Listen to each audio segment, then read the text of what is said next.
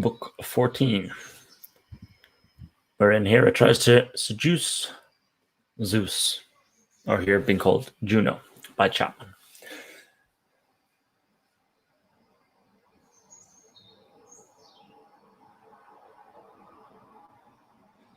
Treatise to behold the skirmish brings old Nestor and the other wounded kings. Juno receiving of the Cyprian dame her Keston, whence her sweet enticements came, descends to Somnus and gets him to bind the powers of Jove with sleep to free her mind. Neptune assists the Greeks, and of the foe slaughter inflicts a mighty overthrow. Ajax so sore strikes Hector with a stone, and makes him spit blood, and his sense sets gone. In thee with sleep and bed heaven's queen, even Jove himself makes overseen. Not wine nor feasts could lay their soft chains on old Nestor's ear. To this high clamour who required Machaon's thoughts to bear, his care in part about the cause, for methinks still, said he, the cry increases. I must needs the watchtower mount to see which way the flood of war doth drive. Still drink thou wine and eat, till fair-haired Hacamade hath given a little water heat, to cleanse the quiture from thy wound. This said the goodly shield of warlike Thrasimede, his son, who had his own field. He took, snatched up mighty lance, and so stepped forth to view cause of that clamour. Instantly the unworthy cause he knew. The Grecians wholly put in rout, the Trojans routing still. Close the Greeks' backs, their wall raised, this old man mourned this ill. And as when an unwieldy waves the great sea forefields winds, that both ways murmur, and no way her certain currents finds, but pants and swells confusedly, here goes and there will stay, till on it air casts one firm wind, and then it rolls away. So stood old Nestor in debate, two thoughts at once on wing, in his discourse, if first to take direct course to the king, or to the multitude in fight. At last he did include to visit Agamemnon first. Meantime both hosts imbrued their steel in one another's blood, naught rout their healths but harms. Swords, huge stones, double-headed darts still thumping on their arms. Now the Jove-kept kings, whose wounds were yet incurred, did meet old Nestor, Diomed, Ithacus, and Atreus' sons from fleet, bent for the fight, which was far off, the ships being drawn to shore, on heaps at first, till o'er their sterns a wall was raised before, which, though not great, did yet suffice to hide them, though their men was something straitened, for whose scope in form and battle then they drew them through the spacious shore, one by another still, till at the bosom of the strand their sable bulks did fill, even till they took up all the space twixt both the promontories. These kings, like Nestor, in desire to know for what those cries became so violent, came along, all leaning on their darts, to see, though not of power to fight, sad and suspicious hearts, distempering them. And meeting now Nestor, the king in fear cried out, O Nestor, our renown, why shows thy presence here a harmful fight abandoned? Now Hector will make good the threatening vow he made. I fear that till he had our blood and fired our fleet, he never more would turn to Ilion, nor is it long, I see, before his whole will be done. Gods! I now see all the Greeks put on Achilles' ire. Against my honour, no mean left to keep our fleet from fire. He answered, 'Tis an evident truth, not Jove himself can now, with all the thunder in his hands, prevent our overthrow. The wall we thought invincible, and trusted more than Jove, is scaled and raised and entered, and our powers driven up past breathing prove a most inevitable fight, both slaughters so commixed, that for your life you cannot put your diligence thought betwixt the Greeks and Trojans, and as close their throats cleave to the sky. Consult we then, if that will serve, for fight advise not I. It fits not wounded men to fight, Atreus answered him, if such a wall has cost the Greeks so many tired limb. Such a dike be passed and raised, that, as yourself said well, we all esteemed invincible, and would past doubt repel the world from both our fleet and us. It doth directly show that here Jove vows our shames and deaths. I evermore did know his hand from ours when he helped us, and now I see as clear that like the blessed gods he holds our hated enemies dear. Supports their arms, pinions ours. Conclude then 'tis in vain to strive with him. Our ships drawn up, let us launch again, and keep at anchor till calm night, that then perhaps our foes may calm their storms, and in their time our scape we may dispose. It is not any shame to fly from ill, although by night. Known ill he better does that flies than he it takes in fight. Ulysses frowned on him and said, Curse, why talk'st thou thus? But thou hast led some barbarous host and not commanded us, whom Jove made soldiers from our youth, that age might scorn to fly from any charge it undertakes, and every dazzled eye the honoured hand of war might close. Thus wouldst thou lead this town, for which our many miseries felt entitled it our own. Peace, lest some other Greek give ear, and ear a sentence such as no man's palate should profane, at least that knew how much his own right weighed, being a prince such a prince as bears. Rule of so many Greeks as thou, this counsel loathes mine ears. Let others toil and fight in cries, and we so light of heels, upon the very noise and groans to hoist away our keels. Thus we should fit the wish of Troy, that being something near, the victory we give it clear, and we were sure to bear a slaughter to the utmost man, for no man will sustain a stroke the fleet gone, but at that look still and wish him slain. And therefore, prince of men, be sure thy censure is unfit. O Ithacus, replied the king, thy bitter terms have smit my heart in sunder. At no hand against any prince's will do I command this.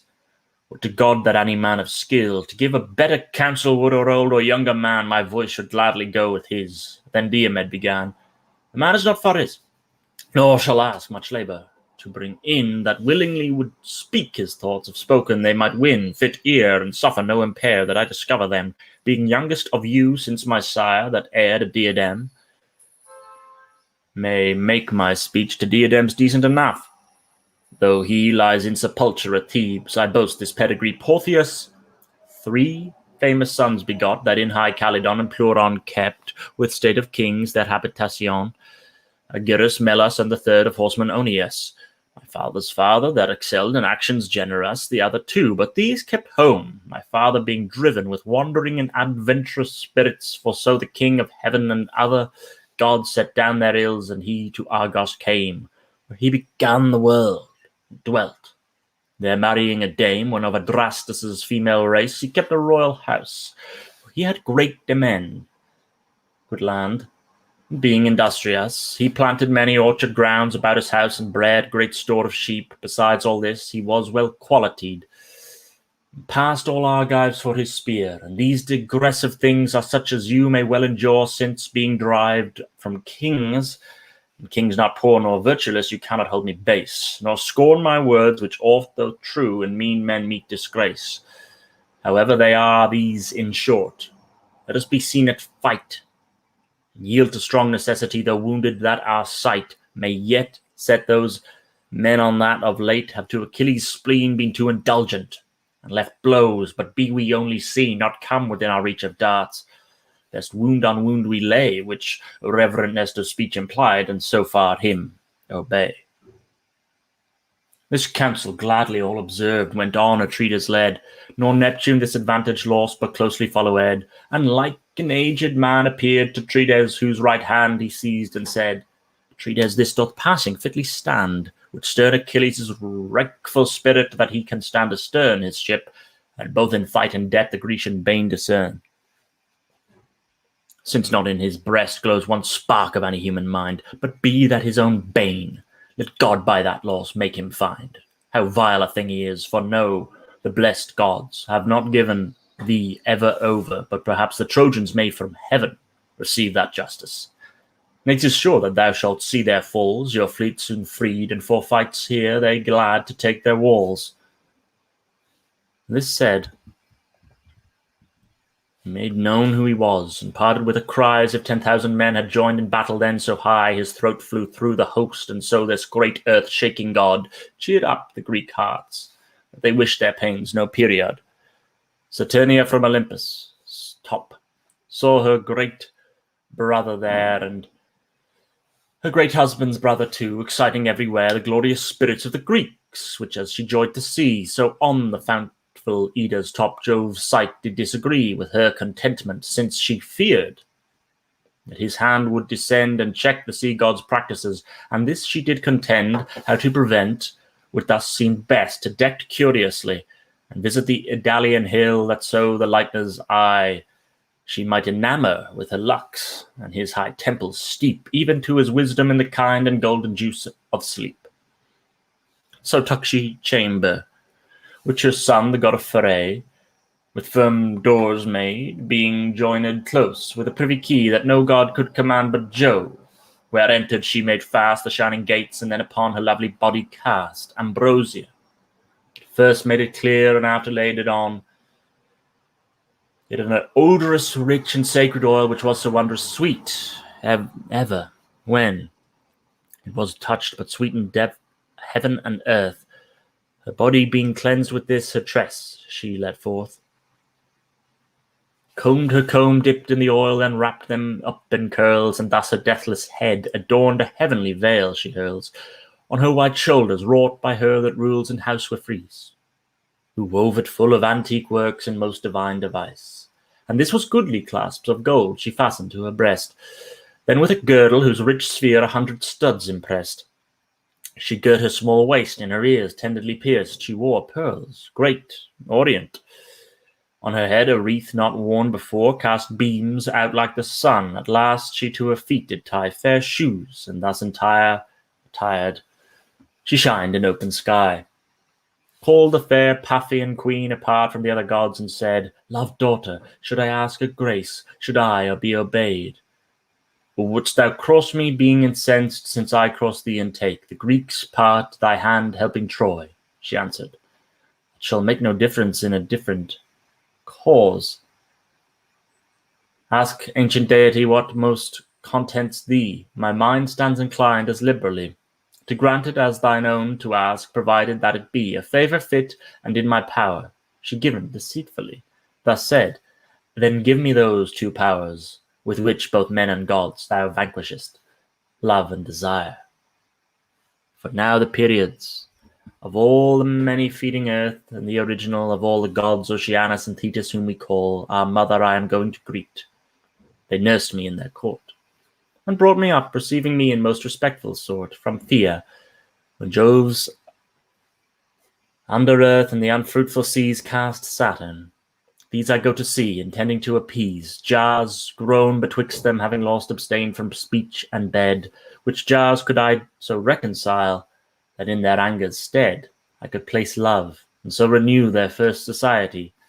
I should their best love be esteemed and honoured endlessly." She answered, "'Tis not fit for just thy will should be denied, whom Jove in his embraces holds." This spoken she untied, and from her odorous bosom took her keston, in whose sphere were all enticements to delight, all loves and all longings were, kind conference, fair speech, whose power the wisest doth inflame. This she resigning to her hands, thus urged her by her name. "Receive this bridle, thus fair wrought, and put it twixt thy breast, where all the things to be done are done, and whatsoever rest in thy desire return with it." The great-eyed Juno smiled, and put it twixt her breast. Love's queen, this cunningly beguiled, to Jove's court flew.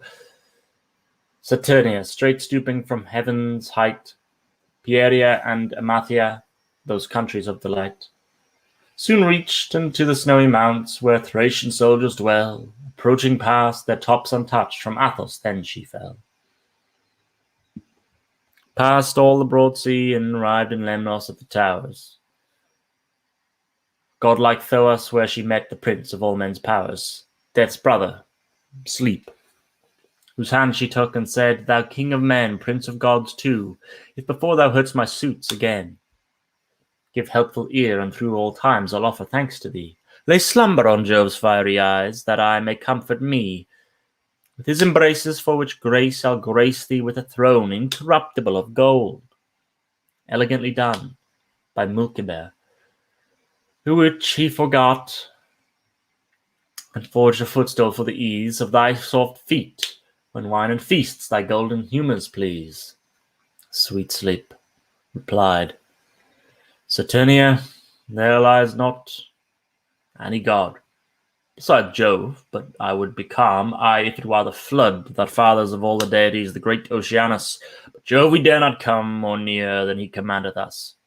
Now you command me as you did when Jove's great-minded son, Alcides, having sacked the town of stubborn Ilion, tuck sail from thence, when by your charge I poured about Jove's mind a pleasing slumber, calming him till thou drivest up the wind, and all his cruelties the sea that set his son ashore in Cous, far from all his friends, which waking vexed so sore. To supreme Godhead that he cast the gods about the sky, and me above them all he sought, whom he had utterly hurled from the sparkling firmament. All gods, taming night, whom flying I besought for aid, had suffered his despite, and not preserved me but his wrath, which my offence dispensed, for fear to offend her, and so ceased, though never so incensed. And now another such escape you wish I should prepare. She answered, what hath thy deep rest to do with this deep care? As though Jove's love to Ilion in all degrees was such, as 'twas to Hercules his son, and so would storm as much for their displeasure as for his? All away, I will remove thy fear with giving thee the dame that thou didst ever love, one of the fair young Graces born, divine Pasiphae.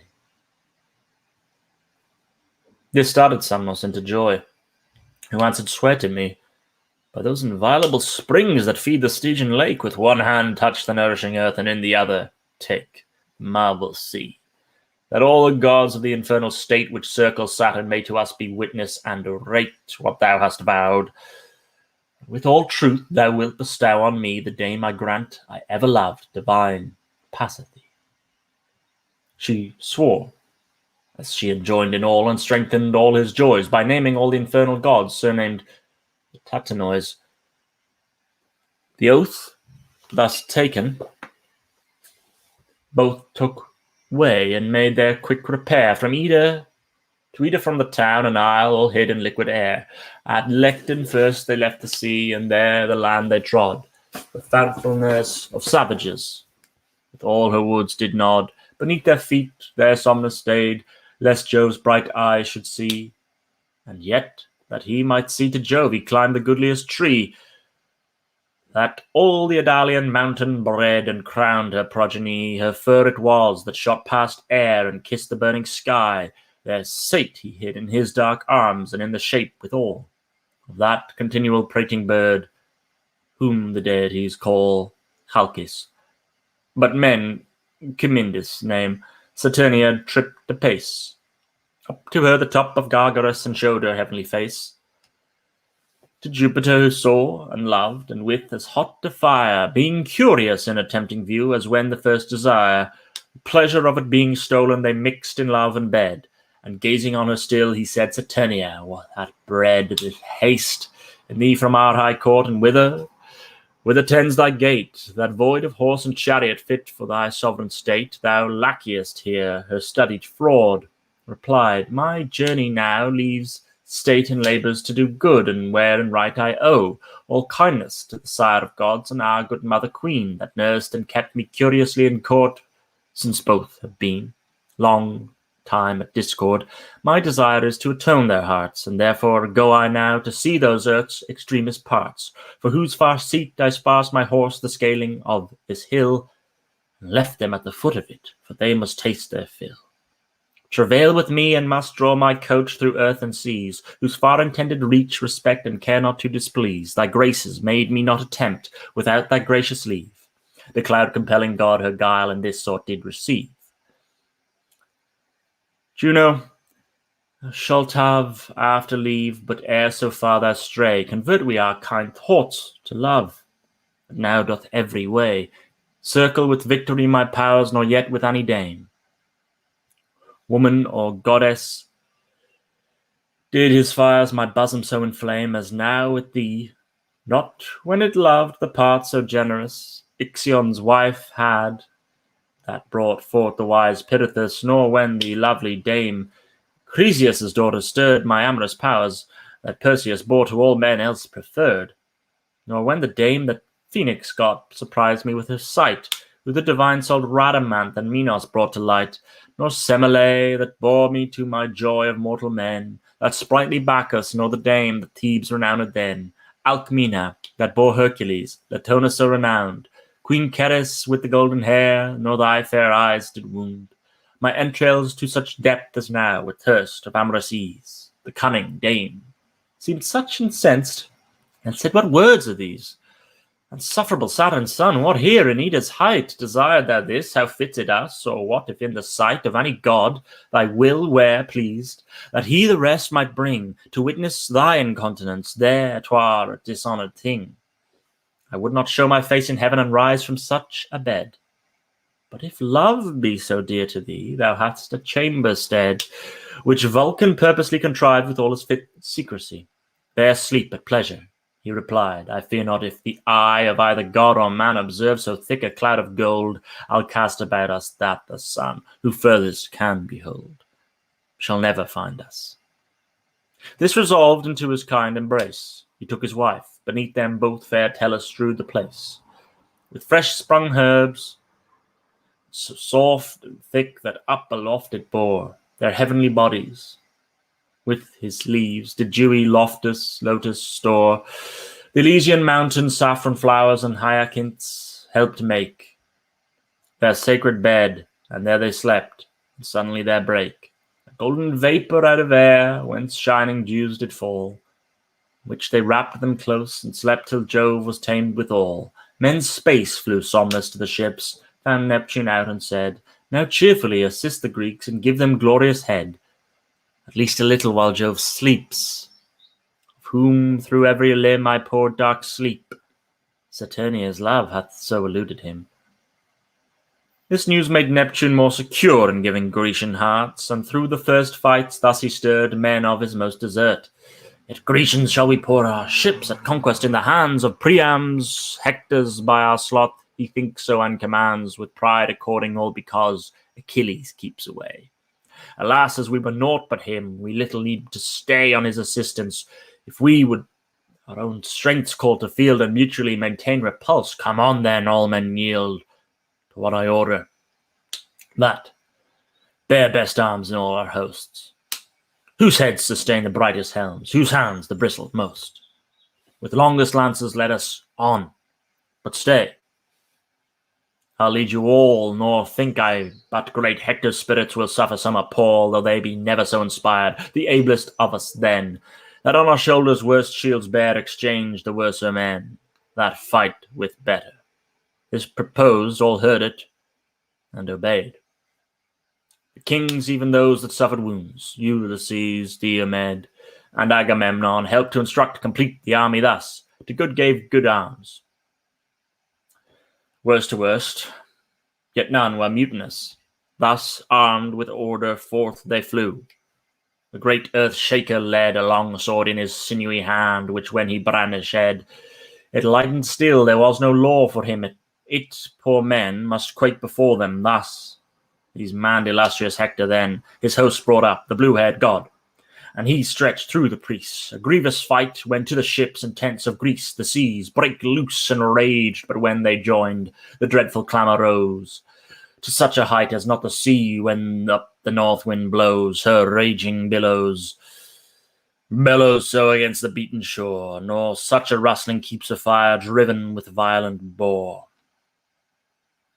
through woods that grow against a hill, nor so the fervent strokes of almost bursting winds resound against a grove of oaks, as did the clamour of these hosts, as when the battles closed, of all which noble Hector first at Ajax's breast disposed. His javelin, since so right on him the great-souled soldier bore, nor missed it but the baldricks both that his broad bosom wore, To hang his shield and sword it struck, both which his flesh preserved. Hector, disdaining that his lance had thus as good as swerved, trod his strength, but going off great Ajax with a stone, one of the many props for ships that there lay trampled on, struck his broad breast above his shield, just underneath his throat, and shook him piecemeal when the stone sprung back again and smote earth like a whirlwind, gathering dust with whirring fiercely round, for fervour of his unspent strength in settling on the ground. And as when Jove's bolt by the roots rends from the earth an oak, his sulphur casting with the blow a strong unsavoury smoke, and on the fallen plant none dare look but with amazed eyes, Jove's thunder being no laughing game, so bowed strong Hector's thighs, and so with tossed up heels he fell, away his lance he flung. His round shield followed, then his helm, and out his armour rung. The Greeks then shouted and ran in, and hoped to hale him off, and therefore poured on darts and storms to keep his aid aloof.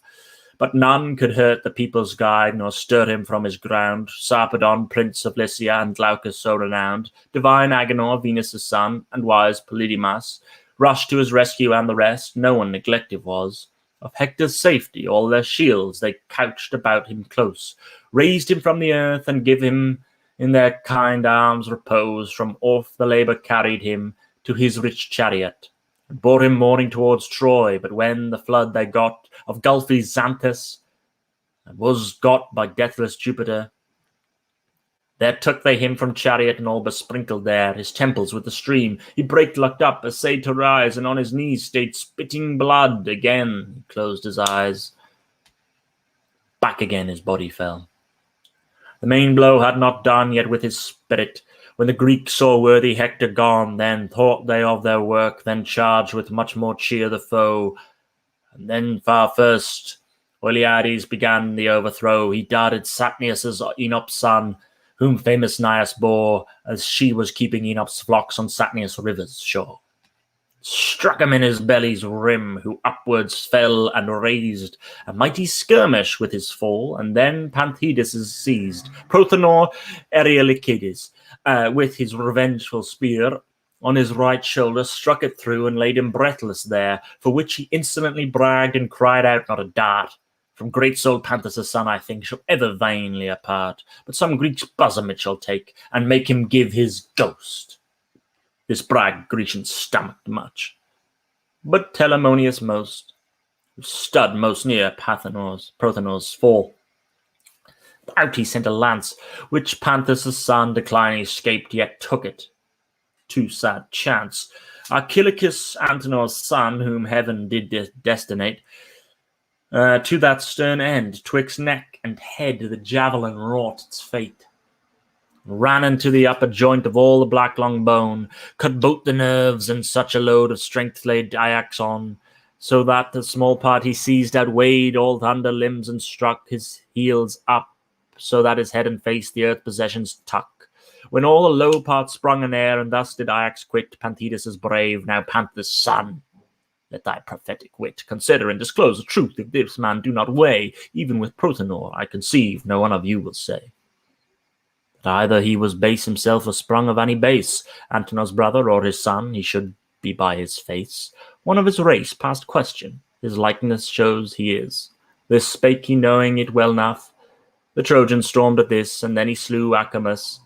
To save his brother yet engaged Boeotius, dragging him to spoil, and thus the Greeks enraged, or Greeks even born to bear our darts, yet ever breathing threats. Not always under tears and toils ye see our fortune sweats, but sometimes you drop under death. See now you're quick among our dead, entranced with my weak lance, to prove I have ere long revenged my brother. 'Tis the wish of every honest man. His brother slain in Mars' field may rest wreaked in his fane. This stirred fresh envy in the Greeks, but urged Peneleus most, who hurled his lance at Acamas. He escaped, nor yet it lost the force he gave it, for it found flock-rich Phoebus' son, Ilioneus, whose dear sire passed all in Ilion, was loved of Hermes and enriched, and to him only bore his mother. Thus now slaughtered man, the dart did undergo his eyelid, in his eye's dear roots, and out the apple fell, the eye pierced through. nor could the nerve that stays the neck repel his strong-winged lance, but neck and all gave way, and down he dropped, Peneleus. Then unsheathed his sword, from the shoulders chopped his luckless head, which down he drew, the helm still sticking on, and still the lance fixed in his eye, which did not see alone. Contended him, but upon again he snatched, and showed it all. With this stern brave Ilians relate brave Ilioneus' fall. To his sons, to his kind parents and their roof, their tears may overrun, for so the house of Procamus, and Algenor's son, must with his wife's eyes overflow, she never seeing more her dear lord, though we tell his death when to our native shore we bring from ruined Troy our fleet and men so long forgone. This said and seen, pale fear possessed all those of Ilion. Every man cast round his eyes to see where death was not, that he might fly him. Let not then his graced hand be forgot, O muses, you that dwell in heaven, that first embrued the field with Trojan spoil, when Neptune thus had made their irons yield. First Ajax Telamonius, the Mysian captain slew, great Hirtius Girtiades, Antilochus o'erthrew, Phalces and Murmur to their spoil Meriones gave end, to Morris and Hippotion choicer to fate did send, Proteon and Perphetes. Atreus' javelin chased Duke Hyperenor, wounding him in that part that is placed betwixt the short ribs and the bones that to the triple gut have pertinence. The javelin's head did out his entrails cut, his forced soul breaking through the wound. Night's black hand closed his eyes. Then Ajax, great Ilias' son, had divers victories. For when Saturnius suffered flight, of all the Grecian race, not one with swiftness of his feet could so enrich a chase.